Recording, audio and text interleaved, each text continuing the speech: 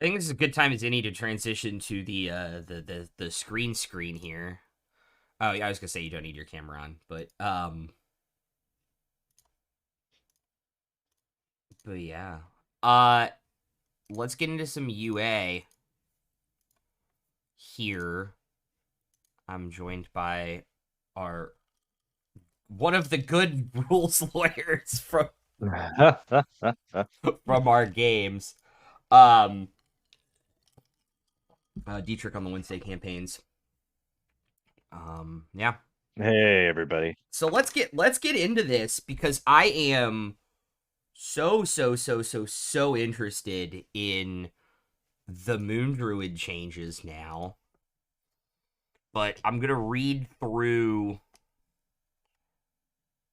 um oh my god, the revised versions of every class from 2014, 48 subclasses. Anyways, I do like the class groups, and I'm glad they're still in because I was worried that might get cut. I don't know if I should start with the class or if I should start with the rules glossary. Oh, let's start with the class, I Start guess. with class. All right, class group priest. They belong Yeah. to the order. They are getting their subclass at level 3, which I guess we expected. Yeah, I think they've said they're doing that for all the classes now because they want to try to discourage like taking one level dips, Yes. which Also, makes some sense. they also send out a survey to people that were running multiple campaigns on D&D Beyond right like 6 or 8 months after I started doing D&D, and they asked on it about what level do you start your campaigns at, and hold up, I have to mute a server. And apparently they talked about the feedback in a video. Most people started their campaigns at level 3 because it was when everybody got their subclass, because they didn't like that other classes got their subclass earlier. So I imagine that also played a part into it too. Yeah, I agree with that, but I also think I mean, it's why I start at level 3. But yeah, sure, I also think there are more reasons than just that to start at level 3. true. There are. Um, like I think the main reason why you would, because like get having your subclass, it's like like being like a generic druid or a cleric or something, and then working your way up to it, and then choosing your path can be an interesting thing to role play in a game. You could do it Yeah. that way. I think the reason to start at level 3, in my mind, the main reason to start at level 3 is because if you start at a lower level, you die really, really easily. Like you need to have just you Insert know, I if you're a insert level, insert Brandon Lee yeah, Mulligan's rant about killing goblins here. if if you're a level 1 character, you may very well only have like 9 or 10 hit points. Yeah. And then like if a first level, if a CR1 goblin crits on you, you could just die. Like it's too the game's Yeah. too The game's too volatile at those swingy. low The levels. game's too That's swingy.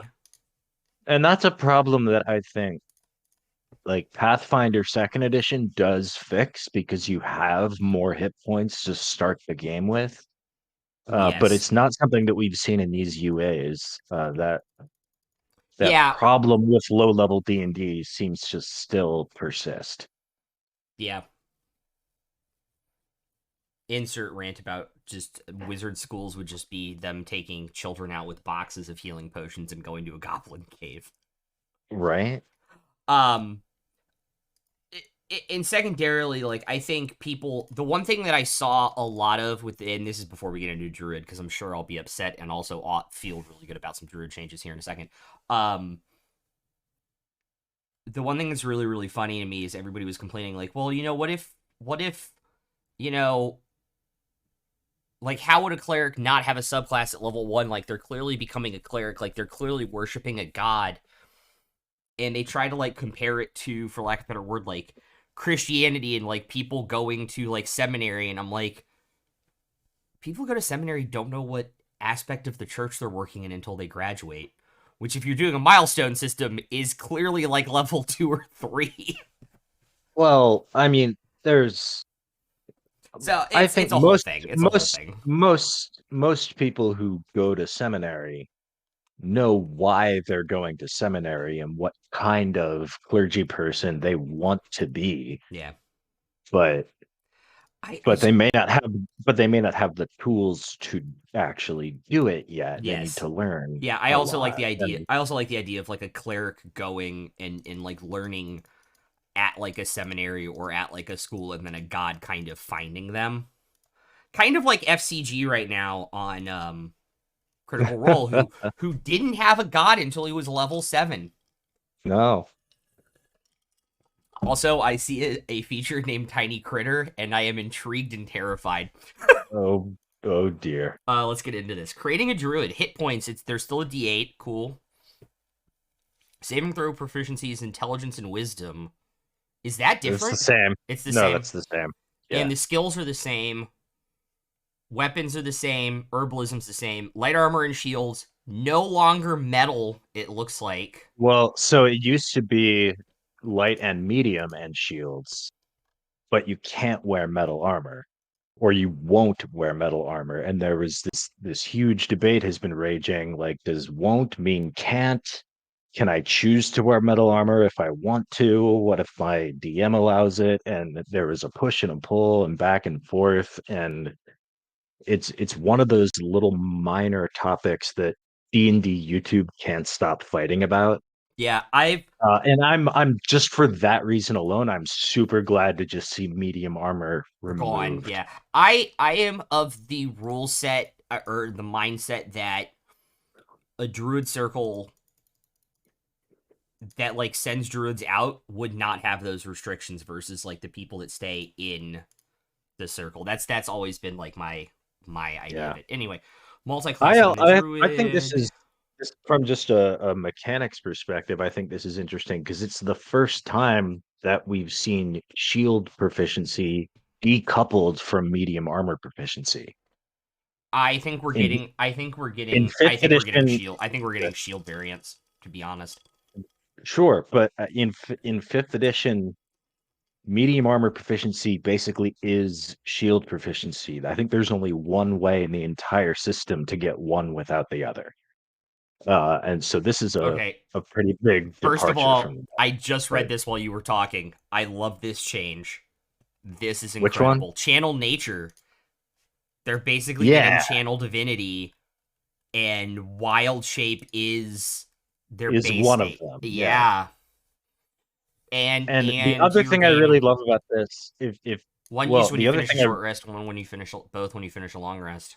yeah, the other thing I really love about it, if you want to, well, I get we should probably skip down and talk about it now because wild shape is so integral. If you want to skip down to page 7, Yeah. they're basically running wild shape like Tasha's summons now, where you have a set stat block for an animal of the land, you have Yep. a set stat block for an Looking at it. animal of the sea. Oh, you get It'll, climb speed officially. yep, at 5th level, it looks like. Sorry, 1 second. Yeah, at 5th level you get a climbing speed. And at 5th level you get multi attack, Yeah, so and you get to you're not, pick bludgeoning, piercing, or slashing damage. Ooh, amphibious, animal of the sea, and animal of the sky. Very cool.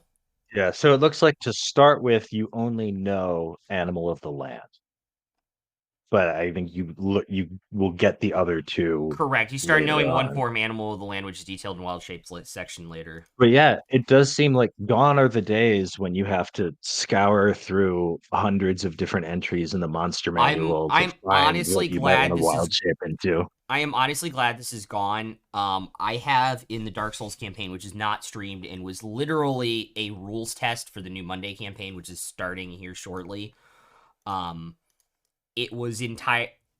I have a Circle of the Moon Totem Barbarian in there, Hmm. and the amount Yeah. because they have a long rest when they get to a bonfire because it is themed to Dark Souls. He can stay in wild shape, pretty much long rest to long rest, and can use the other charge to change form. Hmm. And that made me realize just how many forms there are and how they can adapt to situations because there have been a lot of unbalanced monster or beast blocks published. So the fact they're changing it to a base form is really, really good. Yeah, it's a lot less of a headache for DMs. It's a lot less Yeah. work It's for also a players. lot less work for WotC because now they don't have to think about wild shape every time they publish a beast. Exactly. Because oh man, dang it. Yeah, Dude they who they've played dude and who played dude who played the kobold on Critical Role and wrote Wild Beyond the yeah, Witchlight talked about in the interview that a couple of the monsters they wanted to put in Witchlight didn't happen because of that. Anyway, because of wild. Yeah. while in this form its game places change years, I don't really think anything changed there. It doesn't look like anything really changed in terms of like the rules governing like how many uses you get. Okay, and they And are changing cleric to yeah, match so they paladin and yeah. So it's gonna be one on a short rest, two on a long rest. Cool. right. I wondered about And yeah, that. yeah, if you look at the I can't see your screen right now, but if you look at the shaded block on page 5, Yes. uh they're talking about tying stuff like channel divinity we saw in the cleric PDF. This has channel nature. Yeah, and you can Um see that you get two casts, and then it kind of goes up, and you get yeah. four pretty early, relatively at level Well, 9, and it kind of is that at the rest of the game. So I think yeah. that's pretty good. And yeah, and what they're talking about is in the initial cleric PDF, they had tied that ability to proficiency The bonus. bonus. And I think they got a lot of really smart, good feedback that, hey, that's going to lead to some really busted multi-class builds because all you need to do is take the one level to get channel divinity, and then you can take your other 19 levels in something else, and your proficiency bonus still scales up at the same rate. And there are I and when I did they are feedback, I did when I did feedback for that section, talked at length in like that block they gave you section, just saying, hey, at level like 11, it means that like the life cleric can do that 5 times a long rest. That is a lot. well, it's if you're like a level 13 life cleric and you've taken all 13 levels in life cleric, maybe Yeah. you should be able to do it 5 times per long rest. Yeah. But the issue is, what if you take one level of cleric and then 12 levels of fighter? Yeah. You still have the same proficiency bonus. You can still do that 5 times per long Mm. rest. All And right. that's what they're fixing here is by tying it to class level instead of proficiency bonus, you're encouraging people to stay in the class, Yeah. So which let's talk about this. They're continuing the trend of long rests to replace and prepare spells, which is cool. Um the best change here though is that Druidcraft is automatically prepared because I know so many druids who don't take it. Also cure wounds being on the auto prepared spell list is interesting. well, so druid craft like that stuff's not automatic, so that's their suggestions, but you see right after it, alternatively you can prepare two cantrips Oh, and two first level spells of your I thought it was the choice. spells automatically prepared. No, Yeah, that is based. Never mind. the way they word it is really confusing. Yeah. The one thing I don't You like, learn and I've 2 more ways to use Channel Nature, Healing Blossom, Spectral. before that, Yeah, the I know that I've griped to you about this before. yeah. I don't love the way they're doing spell preparations in one D&D. We saw this with the cleric, and this is the same. Where normally, if let's say I'm a fourth level druid and my wisdom is 18, that means I can prepare 8 druid spells of first or second level in fifth edition. And if I want them to be 5 first level spells and 3 second level spells, I can do that. If I want them to be 2 first level spells and 6 second level spells, I can do that. I have the freedom to choose that. And especially if I'm multi-classing, it's very helpful. Maybe I'm taking, just a couple levels of cleric and then more levels of druid. Well, I can use my druid spell preparations on higher level stuff. And then because my cleric preparations are taking up a lot of the space in my like first level preps. So you've got some freedom to kind of balance things around and get them where you want them. And this saying the number of spell slots you have is the number of different spells you can prepare of each level. So if you're a fourth level druid, you get you get 4 first level spells and 3 second level spells prepared, and there's no deviating from that. Which Yeah, means, why would I like if you're a fourth level druid and first level cleric, instead of saying, okay, I'm getting my like 5 cleric spells, so with my druid preps, I'm going to prepare mostly second level stuff, which is what you would probably do in fifth edition. But in the new edition, they're saying, no, no, no. If that's what you're doing, 4 levels of druid, 1 level of cleric, you've got 4 first level druid spells and your first level cleric spells. You're locked into that. You don't have the option of preparing fewer first level druid spells in order to prepare more second yeah, level. and it also doesn't really stop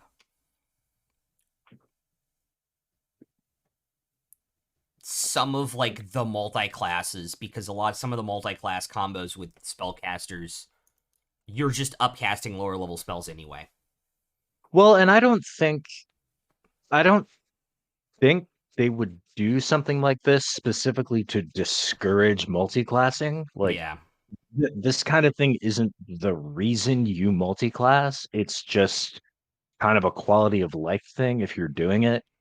That like, oh, like I don't have to worry about being bloated with 14 first level spells that I'm never going to cast. I can, you know, Although, to I be can I can fair, put things where I want them.